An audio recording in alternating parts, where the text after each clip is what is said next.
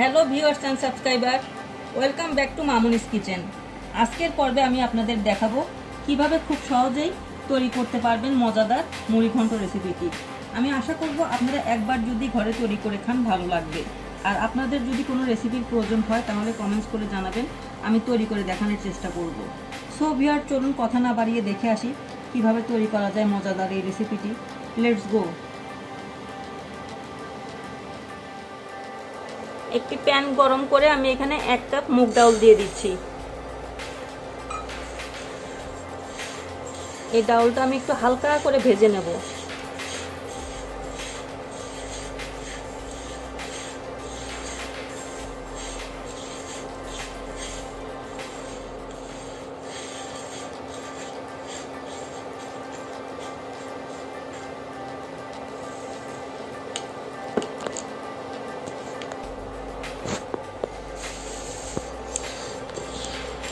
আমি 5-6 মিনিটের মতো এই ডাউলটাকে ভেজে নিছি হালকা লাল করে। বেশি কড়া ভাজবেন না, তাহলে কিন্তু ডাউল আর সিদ্ধ হবে না। অতিরিক্ত কড়া হয়ে গেলে মুগ ডাউল আর সিদ্ধ হয় না। এখন আমি নামাই নিচ্ছি।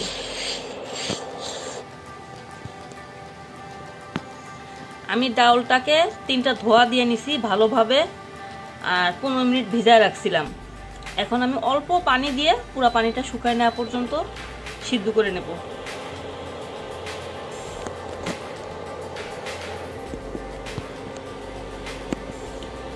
আমি একটি ফ্রাই প্যান গরম করে এখানে পরিমাণ মতো তেল দিয়ে দিছি।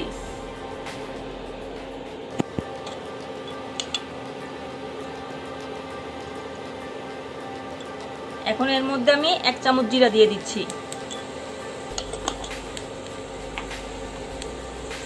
একটা তেজপাতা আমি ধুয়ে রাখছি, দিয়ে দিলাম।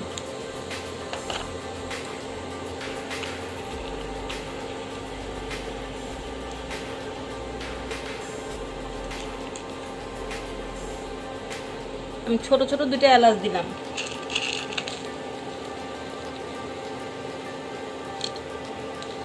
পাঁচটা লবঙ্গ,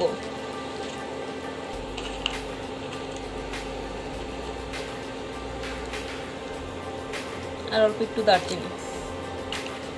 আমি এগুলো এখন ফোড়ন তুলে নেব। অনেকে আবার গরম মশলার গুঁড়াও দেয়, কিন্তু গরম মশলার গুঁড়াটা দিলে দেখা যায় যে অনেক বেশি ফ্লেভার হয়ে যায়। মাছের মধ্যে এত ফ্লেভার গরম মশলার ভালো লাগে না, তাই গোটাটা দিলে হালকা ফ্লেভার হয়, খেতেও ভালো লাগে।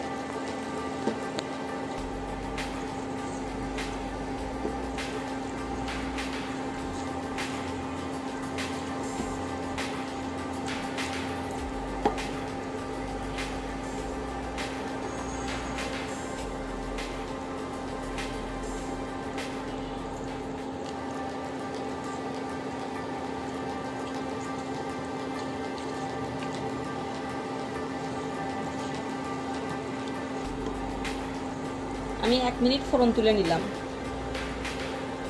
এরপর আমি একটা পেঁয়াজ কুচি দিয়ে দিচ্ছি।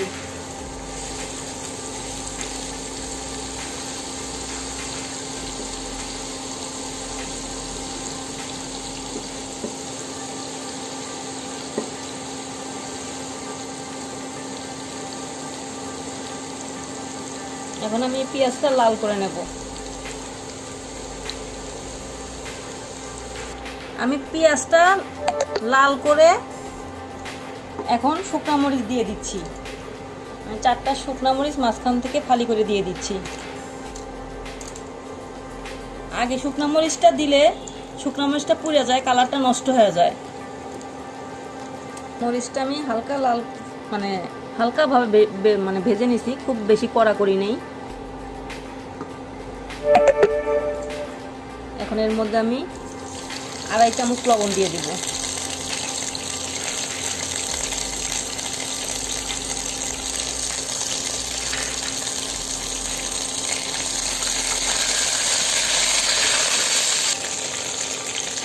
আদা রসুন পেস্ট দিচ্ছি।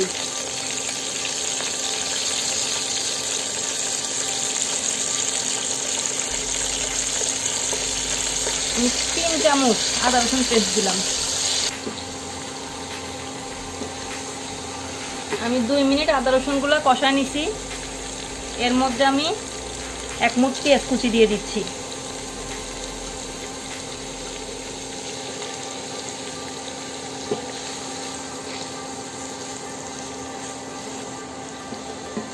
আমি 2-3 মিনিট পেঁয়াজটাকে সফট করে নিছি। এরপর গুঁড়া মশলা দেওয়ার জন্য আমি আগে একটু পানি দিয়ে দিচ্ছি, যেন গুঁড়া মশলাটা পুড়ে না যায়।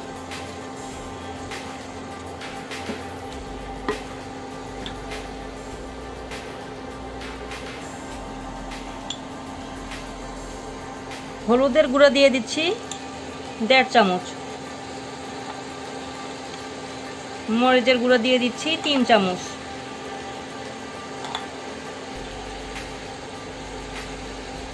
ধনিয়ার গুঁড়া দিয়ে দিচ্ছি 1 চামচেরও কম।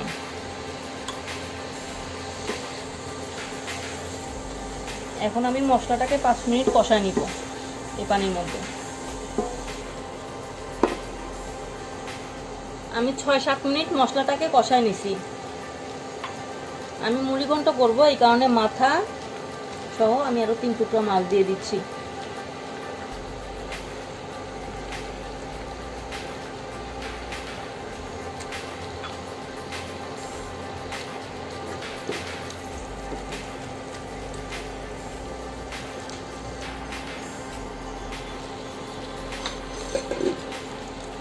আমি 10 মিনিট মাছটা খুব ভালোভাবে কষায় নিছি।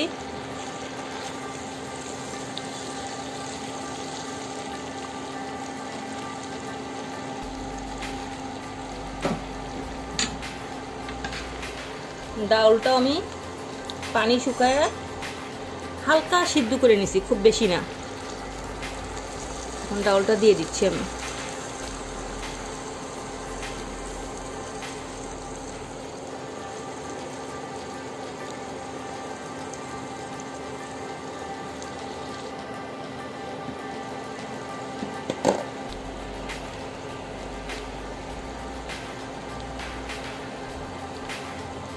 আমি একটু জিরা বাটা দিয়ে দিচ্ছি, এটা আমি শিলপাটায় বেটে নিছি।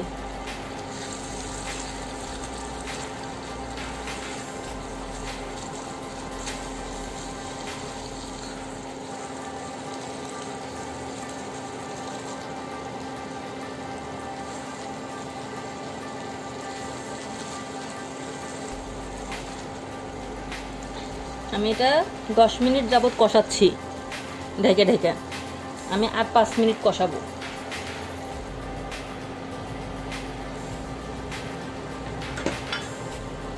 আরও 5 মিনিট কষায় নেওয়ার পরে আমি এখন পানি দিয়ে দিচ্ছি।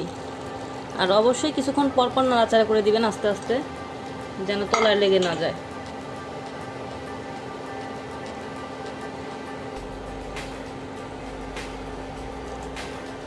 এই পর্যায়ে আমি কিছু কাঁচামরিচ দিয়ে দিচ্ছি, 6-7টা কাঁচামরিচ দিয়ে দিলাম।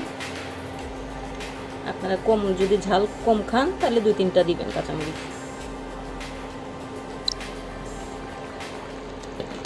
আমি আধা ঘন্টা ঢেকে ডাউলটাকে খুব ভালোভাবে সিদ্ধ করে নিছি এবং নামানোর আগে লবণটা চেখে নেবেন।